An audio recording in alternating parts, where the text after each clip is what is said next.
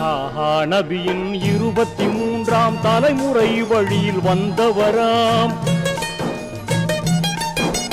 தாஹா நபியின் 23ஆம் தலைமுறை வழியில் வந்தவராம்.